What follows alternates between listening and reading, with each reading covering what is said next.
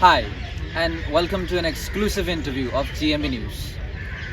We are here today at Gandhi Ashram Park here in Mukherjee Nagar, New Delhi. We have a very special guest today, who is a historian of Manipur, Sir Malem Ningthouja. Thank you, sir, for joining us. Thank you very much. And you have been vocal in the current situation, current crisis of Manipur.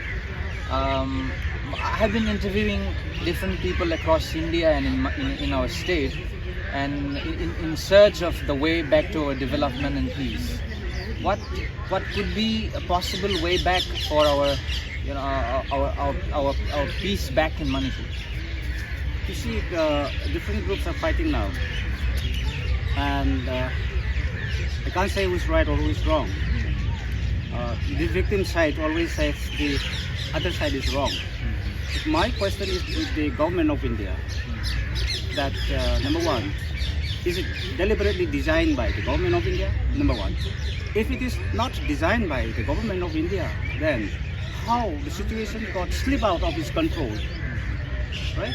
So my way forward is that it's up to the government of India to resolve this issue as soon as possible in the manner that they like.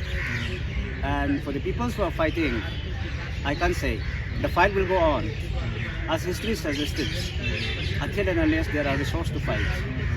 And this enmity has been booming up for some time, and it's deeply penetrated and rooted in the society, and it may also have spillover impacts in dragging other communities in this conflict.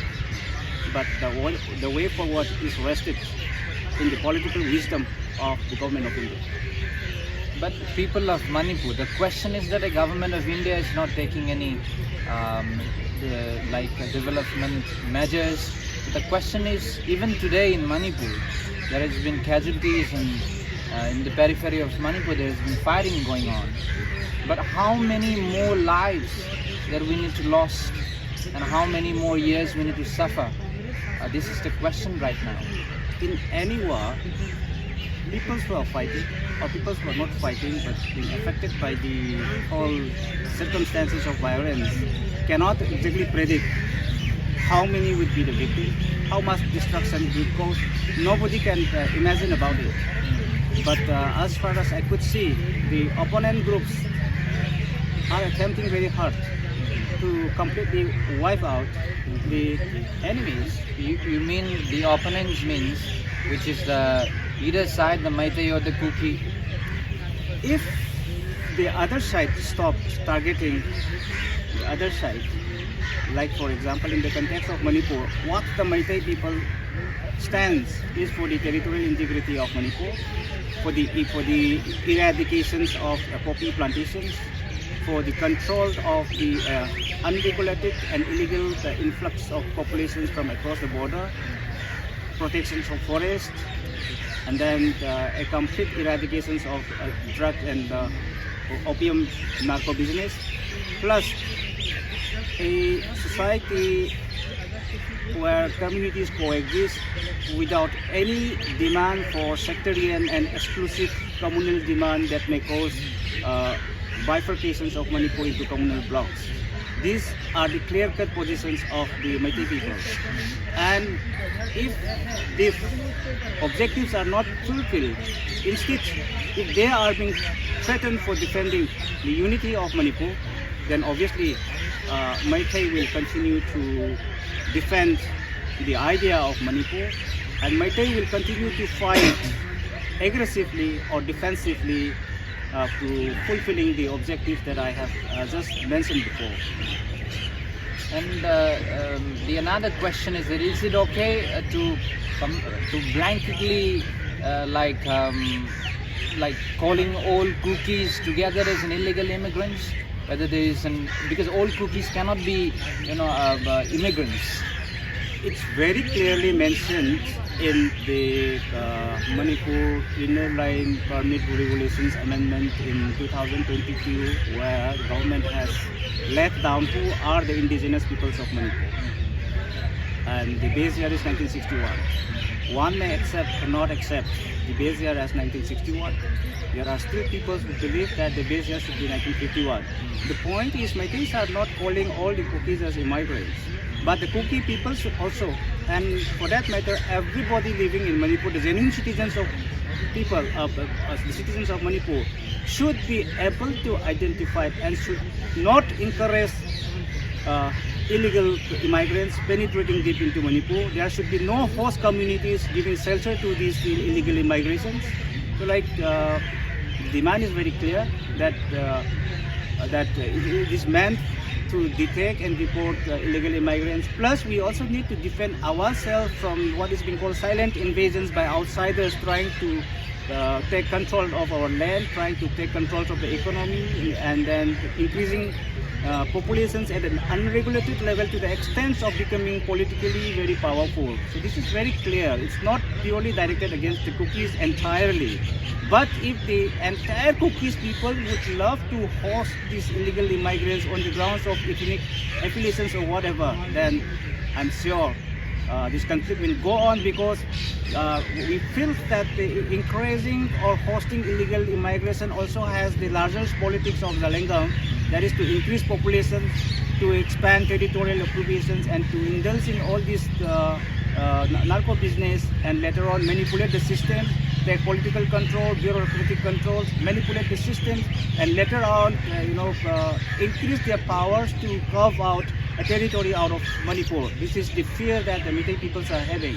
This should be stopped immediately, and we should willingly, across the communities, come out and detect and deport illegal immigrants. Plus, we should defend ourselves from what we call as outsiders.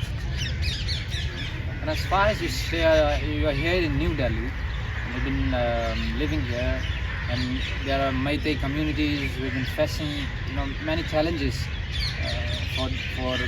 since the 3rd of May.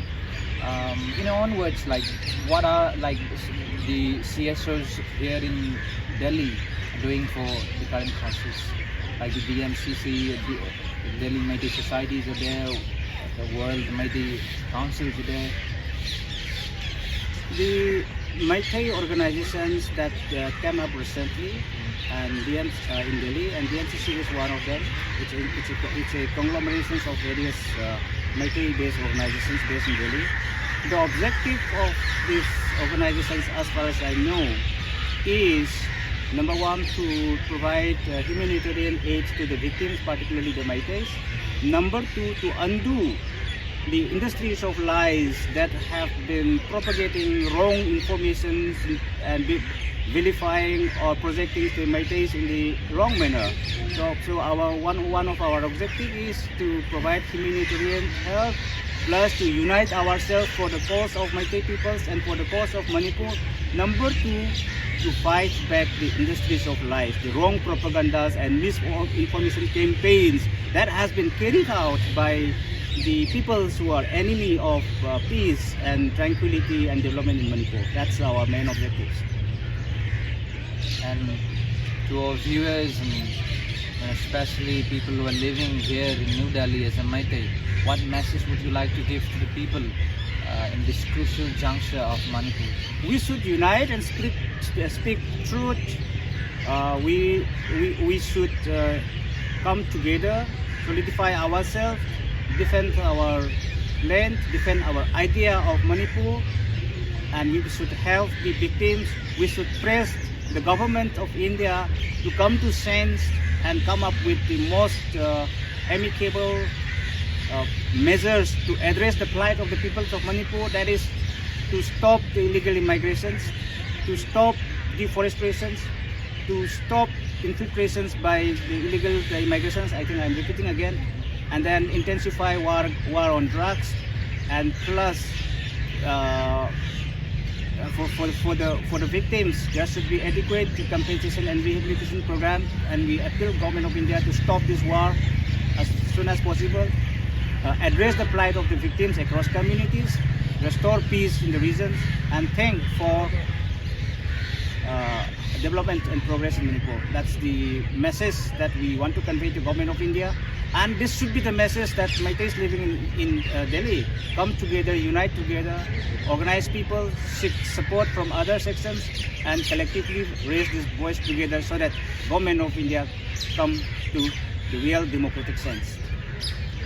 Okay, so thank you so much for joining us. Thank you very much. This is TMB News. I'm Napoleon. It's goodbye.